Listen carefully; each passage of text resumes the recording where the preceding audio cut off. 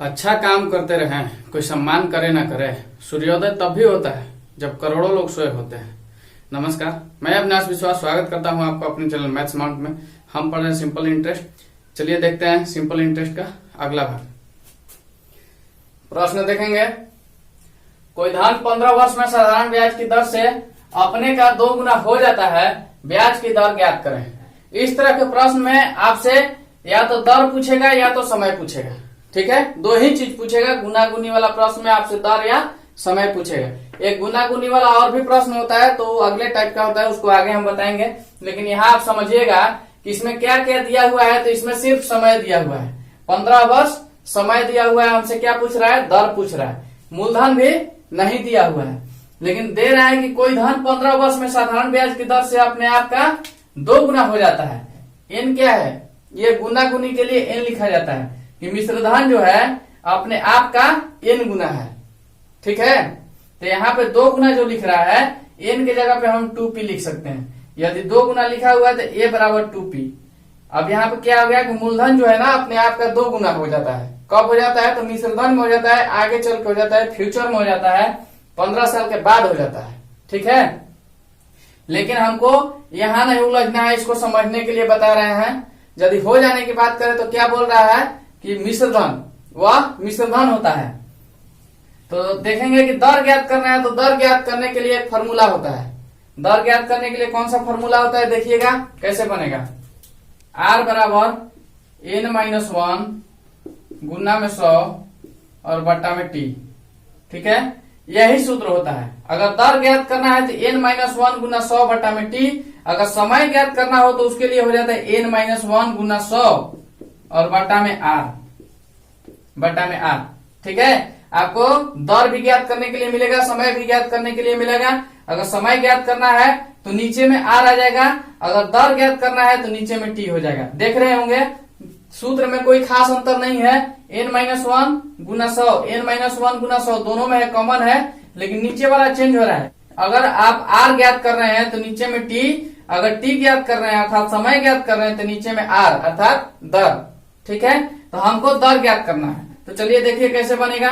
n-1 लिखे हुए, n किसके लिए लिखे हैं? अब यहाँ समझना है कि n किसके लिए है। 2 गुना, देखिए प्रश्न में कहीं लिखा है कि 2 गुना हो जाता है, तो यहाँ लिखा है कि 2 गुना हो जाता है। तो 2 गुना दे दे, 3 गुना दे दे, 4 गुना दे दे, 10 गुना दे दे, उसके लिए n लिखते हैं। ठीक है, तो चलिए 2 गुना लिखा है इसलिए 2 लिखते हैं और -1। अब सूत्र के हिसाब से चलेंगे। अब गुना में क्या हो जाएगा? 100 हो जाएगा और बट्टा में क्या? समय। समय कहाँ दिया हुआ है? 15 वर्ष दिया हुआ है। सब कुछ प्रश्न में दिया हुआ है। अब इसको हल कीजिए। हल करेंगे तो कितना हो जाएगा? 2 में से 1 जाएगा तो 1 हो गया। 1 गुना 100 बटा में 15। चलिए काटते हैं इसको। 5 से 3 बार में, 5 से ये 20 बार में, क्या निकल के आ जाएगा? 20 बटा में 3।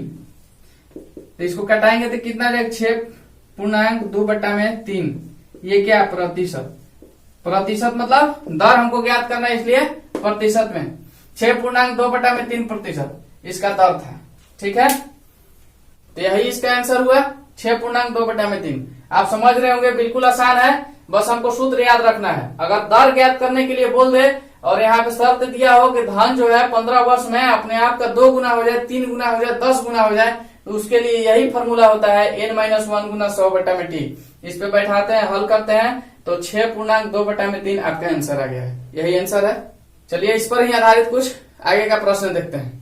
प्रश्न है, साधारण ब्याज के किस दर से कोई धन 5 वर्ष में अपने का 2 गुना हो जाएगा? सेम प्रश्न है, पीछे हम बनाए हैं इसको। देखिए कैसे बनाएंगे। यहाँ भी समय दिया हुआ है, दर हमको बताना है किस दर से, अर्थात दर बताना है, दर हमको बताना है। ठीक है, समय दिया हुआ है 5 वर्ष। बोला जा रहा है कि कोई धन 5 वर्ष में अपने का 2 गुना हो जाता है। यदि गुना गुनी वाला प्रश्न आता है तो उसके लिए कौन सा फॉर्मूला है? n-1 गुना में 100 और बट्टा में समय। अगर दर ज्ञात करना हो तो बट्टा में समय अर्थात t।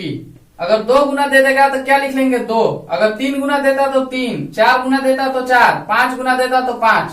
ठीक है, तो चलिए 2 गुना दिया हुआ है इसीलिए 2 लिखते हैं। 2 - 1 गुना में 100 और बट्टा में समय कितना दिया हुआ है? 5 वर्ष। 5 बराबर कितना हो जाएगा, 2 में से एक जाएगा तो 1 गुना 100 बटा में 5, तो 5 इसको काट लीजिए 20 बार में, तो 20%। ठीक है, किस दर पे धन दिया गया था, तो 20% के दर पर दिया गया था।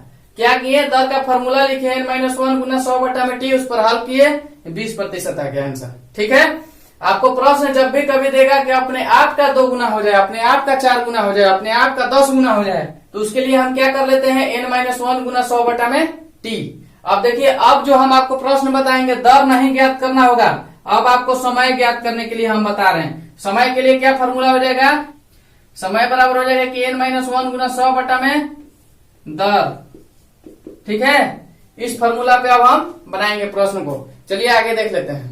प्रश्न है, देखेंगे, कोई धन 10% वार्षिक साधारण ब्याज के दर से कितने वर्षों में 4 गुना हो जाएगा।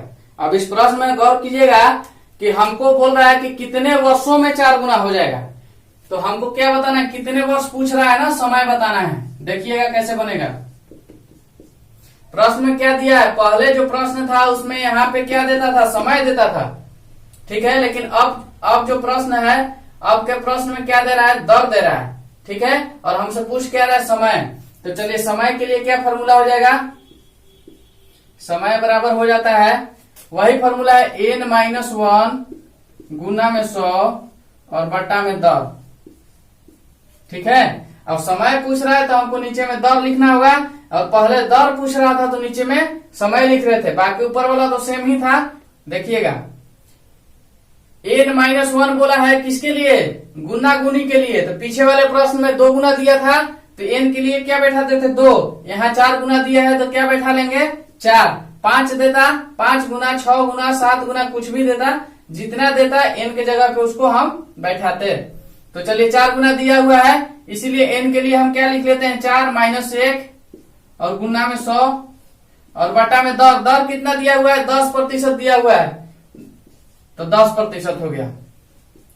अब 4 में से 1 गया है तो कितना बच जाएगा, 3 गुना 100 और बटा में 10। इस चलिए 10 से 10 काट लीजिए तो कितना हो गया, 30 वर्ष। यही आंसर है। ठीक है, तो इसका आंसर 30 वर्ष हो गया। समय ज्ञात करना था, समय का फॉर्मूला यही होता है कि n-1 गुना 100 बटा में दर, इसमें हम बैठा लिए, 30 वर्ष निकल करके आ गया। इस पर ही एक और प्रश्न देखिए, इस प्रश्न का आंसर आप लोग बताइए, कमेंट करके आंसर दीजिए। चलिए देखिए मैं बताता हूं, इसमें भी क्या ज्ञात करना है, समय ही ज्ञात करना है, सेम पीछे वाला प्रश्न है। चलिए समय ज्ञात करना है, समय के लिए क्या फॉर्मूला होता है, n-1 गुना 100 और बटा में दर, यही फॉर्मूला होता है। इस पर ही बैठा लेते हैं। तो क्या दिया है, कोई धन 5% वार्षिक ब्याज की दर से कितने वर्षों में 3 गुना हो जाएगा, कितने वर्षों में अर्थात समय बताना है। चलिए देखिए, 3 गुना हो जाएगा तो n की जगह पे क्या लिख लेंगे, 3 गुना है ना, तो 3 लिखिए, 3 - 1 और गुना में क्या 100, और दर कितना दिया हुआ है, 5%, 5 लिख लिए। हल कर लेंगे तो क्या हो जाएगा, 2 गुना 100 बटा में 5, इससे इसको काट लीजिए 20 बार में, और 20 गुना 40 वर्ष, यही हमारा आंसर हो जाएगा। ठीक है, जब समय पूछे तो नीचे में क्या, दर, और जब दर पूछे तो नीचे में समय। बाकी फॉर्मूला यही है, n-1 गुना 100 बटा में r समय के लिए, और दर के लिए क्या है, n-1 गुना 100 बटा में t। ठीक है, तो यही होता है, बिल्कुल आसान है। उम्मीद करते हैं कि आपको समझ में आ रहा होगा, आप ठीक से इसको समझेंगे। हम 4 प्रश्न बताए, 2 दर ज्ञात करने के लिए और 2 समय ज्ञात करने के लिए। तो चलिए लाइक, सब्सक्राइब और शेयर करते रहिएगा और पढ़ते रहिए मेरे साथ मैथ्स माउंट पे। धन्यवाद।